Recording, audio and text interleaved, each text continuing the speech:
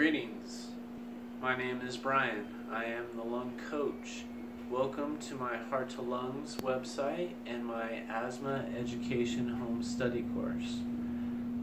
I will be overviewing ways to help manage asthma, especially for young patients, pediatric patients, children. This video is designed with parents in mind on helping you manage your child's asthma and teaching them the ways to manage it on through adolescence and adulthood. This is very important. Asthma is a very serious chronic condition that is the most #1 created. It is a very serious chronic condition that affects about 7 million children in our country today. Asthma is diagnosed with over 25 million people, and about 3,300 people die per year from asthma. So it is a very serious condition.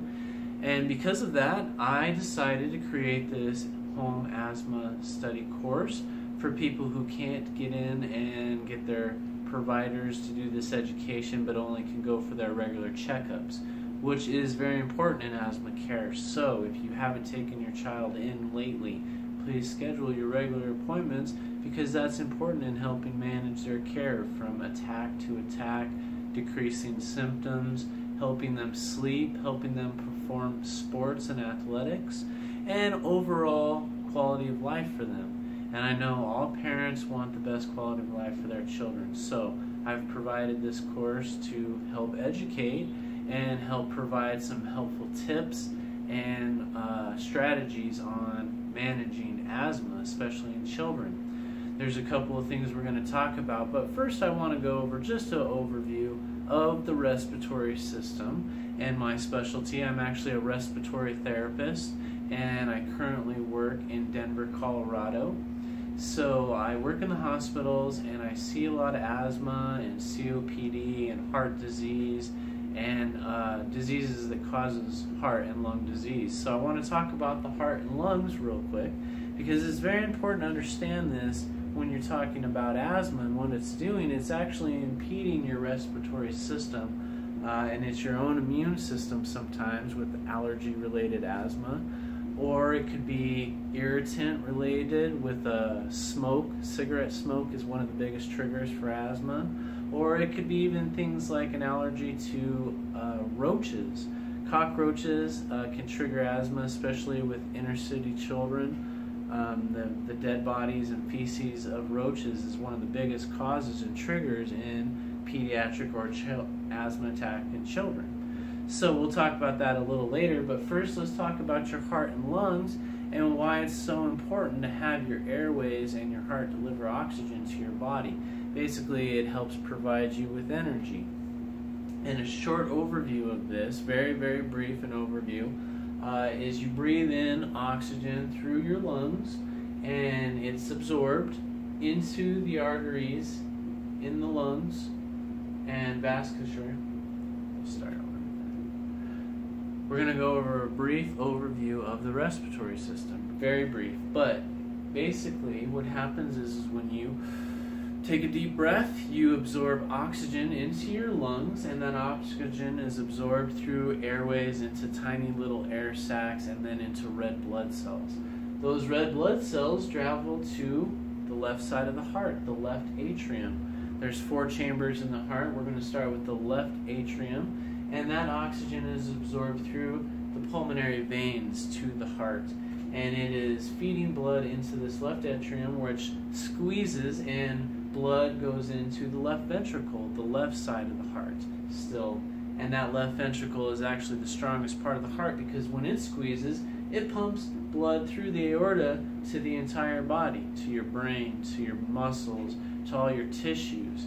So as it travels through the body, it's absorbed by cells in capillaries. And these capillaries take the oxygen from the red blood cell and deliver it to every cell in the body that uses oxygen.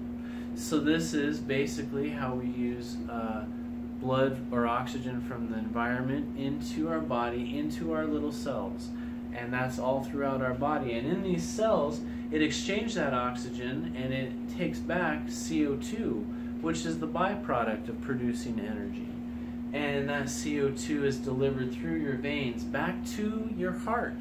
And as it reaches your heart, it reaches the right atrium. So now we're on the right side of the heart. You have the left side of the heart and the right side of the heart.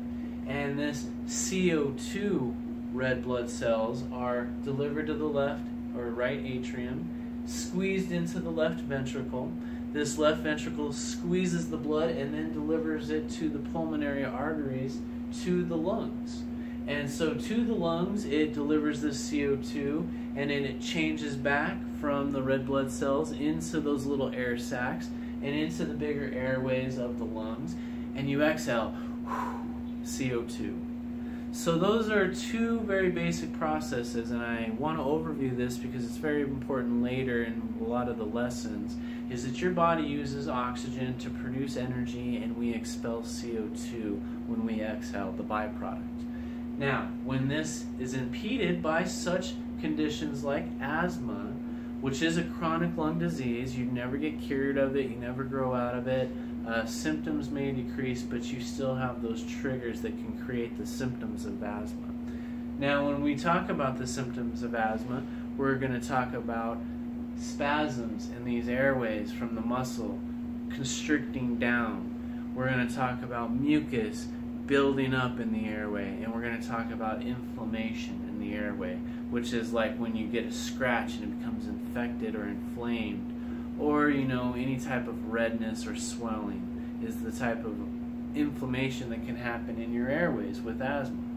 So we're going to cover that more on the other videos, the lessons. I just wanted to introduce myself and cover the respiratory system, my specialty as a respiratory therapist and the lung coach, as we continue forward in this asthma education program. Thank you, and I hope you enjoy, and I'll see you on the first lesson, the 4 components or pillars of asthma care.